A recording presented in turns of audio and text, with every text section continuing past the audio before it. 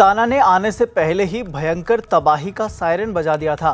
वही दाना तट से टकराने के बाद लगभग बेअसर हो चुका है। चक्रवात का सिर्फ बंगाल पर मामूली असर पड़ा है।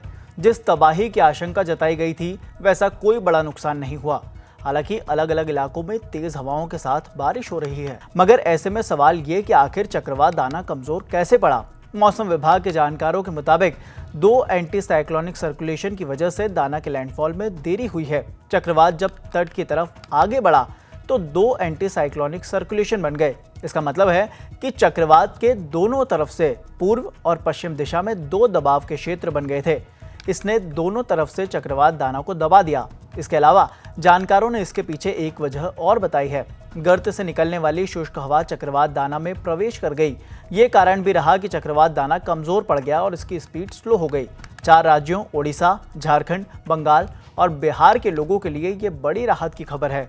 हालांकि बंगाल के जंगल महल और पश्चिम मोदिनीपुर इलाके में चक्रवाती तूफान दाना ने तांडव की वजह से खेतों में खड़ी धान की फसल को काफी नुकसान हुआ है।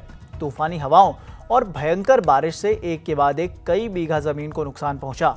कहीं धान के खेत पानी में डूबे हुए हैं तो कहीं फसल बर्बादी के करीब है। उधर ओडिशा के बालेश्वर में भी काफी नुकसान हुआ। कई पेड़ गिर गए और सड़कें ब्लॉक हो गईं। जिला प्रशासन ने तुरंत कार्रवाई की और सड़कों में गिरे पेड़ों को हटाने का काम शुरू किया ताकि लोगों को जाने आने में परेशानी न हो। उधर ओडिशा के मुख्यमंत्री मोहन चरण मांझी ने भी दावा किया कि ओडिशा ने अपना जीरो कैजुअलिटी मिशन हासिल कर लिया है, क्योंकि गुरुवार रात तट पर आए चक्रवाती तूफान दाना में किसी भी तरह की कोई जनहानि नहीं हुई, साथ ही न ही किसी के तरह की घायल होने की सूचना है।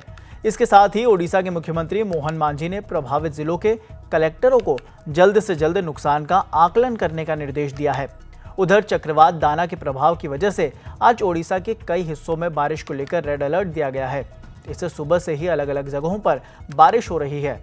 ओडिशा के 9 जिलों में आज के लिए रेड अलर्ट है। इसमें अनुगुल, केंद्रापाड़ा, जगत सिंहपुर, कटक, खुर्दा, जाजपुर, भद्रक, डोंकानाल और पुरी शामिल है, जबकि इससे सटे जिलों में ऑरेंज अलर्ट है। अब एक सवाल और बार बार आता है कि तूफान क्यों आते हैं।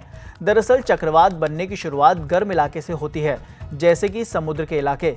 यहाँ का तापमान आमतौर पर 25 डिग्री के ऊपर होता है। चक्रवात बनने का वैज्ञानिक कारण भी है। समुद्र के ऊपर चलने वाली हवा कम वायु का दबाव का क्षेत्र बनाती है और यही गर्म हवा जब तेजी से ऊपर उठ जाती है और खाली जगहों को भरने के लिए ठंडी हवा वहां आती है तो भी वह ऊपर की तरफ जाने लगती है। ये एक चक्र जैसे बनने लगते हैं जिसे स्टॉर्म साइक्लोन कहा जाता है।